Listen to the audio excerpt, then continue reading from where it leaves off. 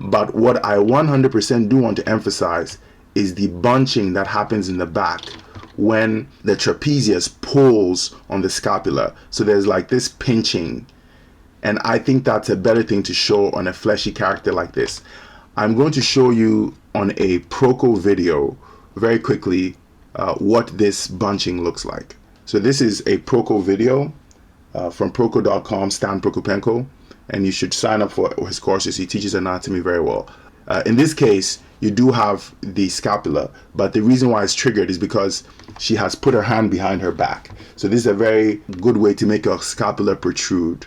But again, I'm not going to emphasize anything like that, or even if I do, it might be just like a minor impression. And I think that I wouldn't make it automatically triggered. I would make it so I can maybe manually trigger it, so that if I feel like I 100% during animation have to show a little bit of an impression, it'll be about this much, right? But even this might be too much, because this is what you would typically have your hand posed as, and you can see that the bony impression of the scapula, which I think is called the ridge of the scapula, is covered by a muscle over here. I think this is the teres major.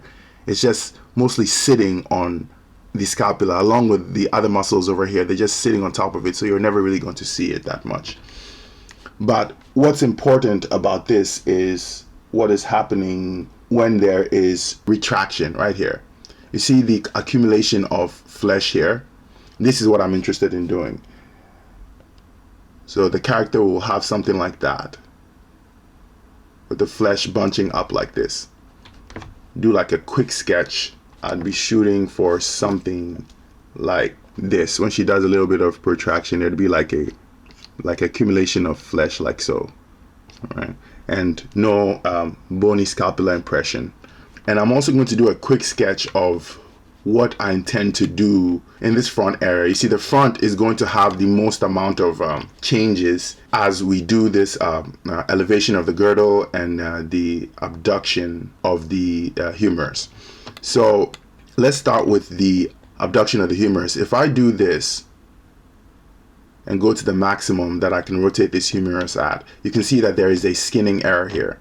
This is going to be fixed, right? So this would be repaired so that there's a better transition from the deltoids, like so, into the scapula. So it will be fixed. So this area is going to be sculpted to be fixed. And the other thing that's going to happen is movement in this underarm area. So this character's arm is rotated 45 degrees. That's her default pose. When she rotates downward like this, it doesn't feel believable at all that nothing over here is moving. The flesh over here is not moving.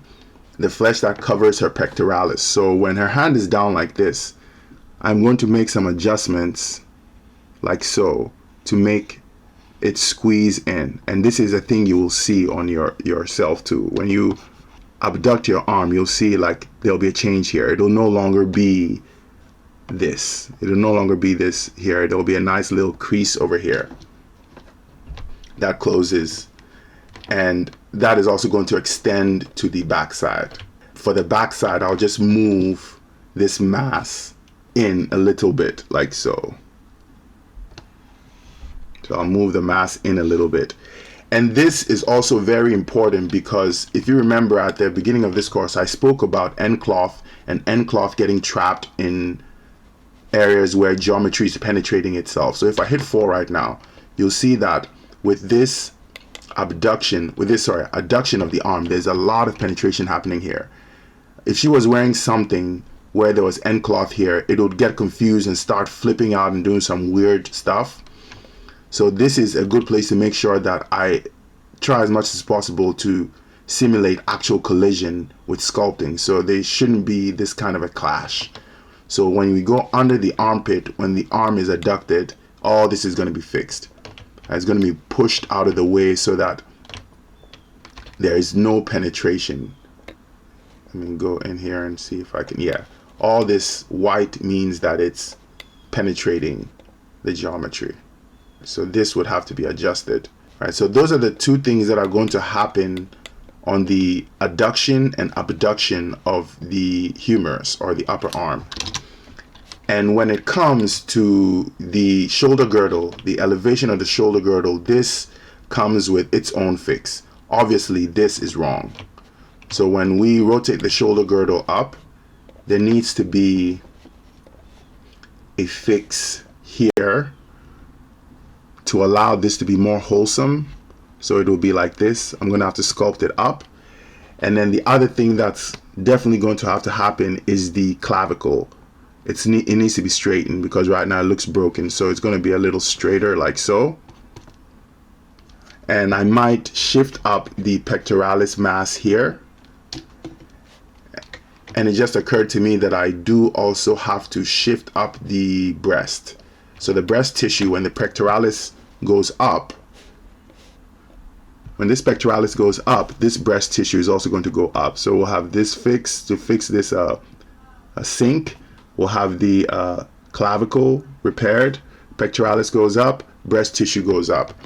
And on the back side, because there isn't that much going on here, I'll just have this mass moving up, right? It won't even be noticeable because, again, she isn't particularly a vascular character. So there's no musculature here, but there will be a movement up of this mass.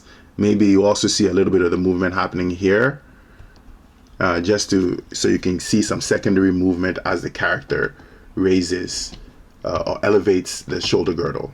So that is what is about to happen in these next few lessons when I speak of the upper torso. These are the fixes I'm going to do. And the great thing about the majority of these things I've spoken about is that they can all be knocked out in one sitting.